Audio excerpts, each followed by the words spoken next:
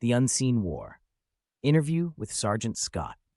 It was the end of World War II, and the world was on the brink of a new era. Sergeant Scott, a battle-hardened veteran, sat before me, a news reporter eager to uncover the truth behind a long-buried secret, a truth that would change everything we know about the war and the world. What follows is an account that sounds like something from a science fiction novel, but Sergeant Scott insists it is very much real.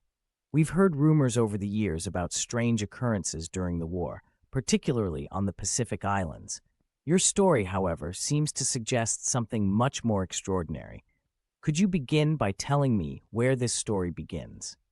It started after we'd taken control of a small island in the Pacific. We had already dropped the atomic bombs, and the war was winding down, but there was still one last pocket of resistance. The Japanese soldiers were holed up in caves and tunnels, determined to fight until the very end. Our resources were running low, and morale was at its breaking point. My captain, Captain Johnson, had me and a few others, 5 of my best men, go out on a reconnaissance mission after one of the last enemy waves. We walked for hours deep into the island. It felt like we were chasing ghosts, nothing but the silence of the jungle. Then, as dawn was breaking, one of my men, Tomas, stumbled and fell into a large well-like structure. We followed him down and discovered a hidden tunnel that led underground. That's where we found it, a flying saucer. I couldn't believe it at first. We thought it was some kind of experimental Japanese aircraft, but then I saw the guards. They weren't Japanese soldiers. They looked different. They weren't even human. You're telling me that you encountered aliens on this island during the final days of the war? The soldiers guarding the craft weren't Japanese at all. They were extraterrestrials in enemy uniforms, probably to stay hidden. We took them out, of course, and when we got inside the craft, that's when it got even stranger. No controls, no steering mechanisms, just these strange crystal-like panels and lights in colors we'd never seen before. We didn't know what to make of it. We had 2 men keeping watch outside while the rest of us went in. But then we heard gunfire, shots from our men. We rushed out and saw dozens of extraterrestrials charging at our soldiers. We opened fire with our Thompsons and pushed them back, but there were too many of them. That's when we realized we weren't fighting Japanese soldiers. We'd been fighting aliens all along. This is incredible. So, the enemies you had been battling were actually extraterrestrial invaders in disguise. At that point, they didn't bother hiding it anymore. They came out in full force, their ships hovering above our base, blasting us into oblivion. But then, just as we were about to be overwhelmed, something unexpected happened. Our own fighters arrived. The skies lit up as they took down the saucers, one by one. We were saved, but not without a cost. The base was destroyed, and many of my men didn't make it.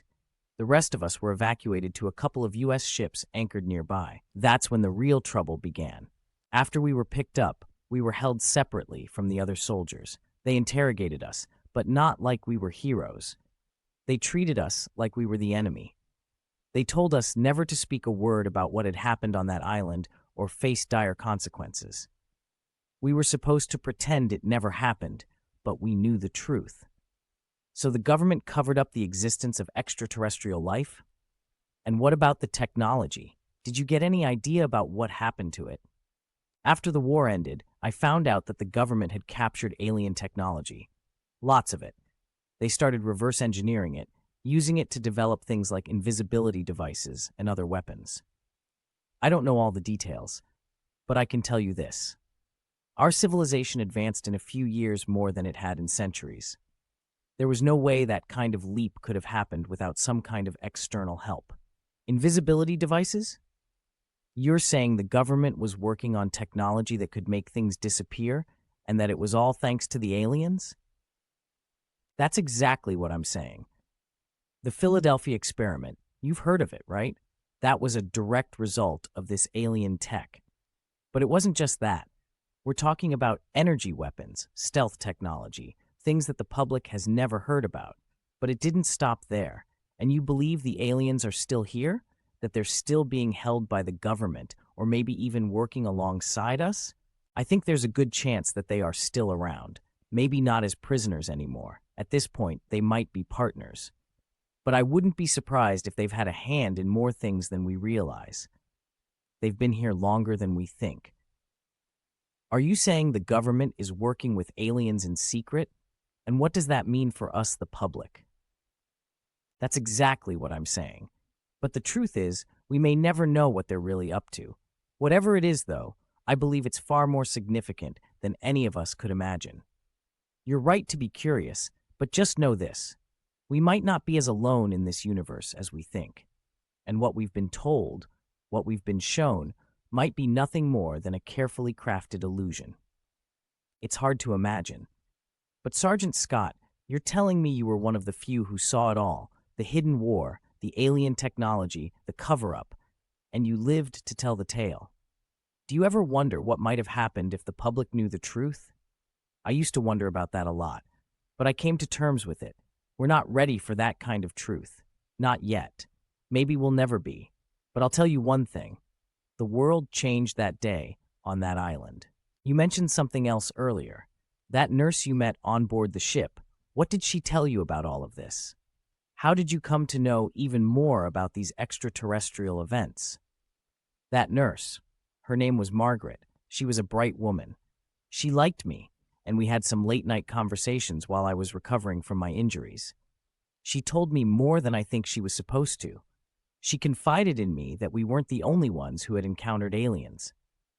This had been going on for months. Some of the higher-ups knew exactly what was happening, and we were just a small part of the bigger picture. Margaret and I ended up getting married after the war. She was one of the few who could make sense of it all. So, the two of you shared the burden of this knowledge together? We did. I married her because she was as much a part of that hidden world as I was. But it was hard to carry that weight alone. I think we both understood that the truth could never fully be revealed. I've been sitting here, listening to you tell this unbelievable story.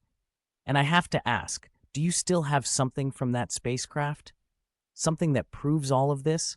Actually, I do. This was a piece of the panel I broke off when we were inside the ship. It's unlike anything you've ever seen. It's a lot to process, isn't it? But that's the truth. The truth I've carried for decades. And now you're sharing it all. Don't you fear what might happen to you?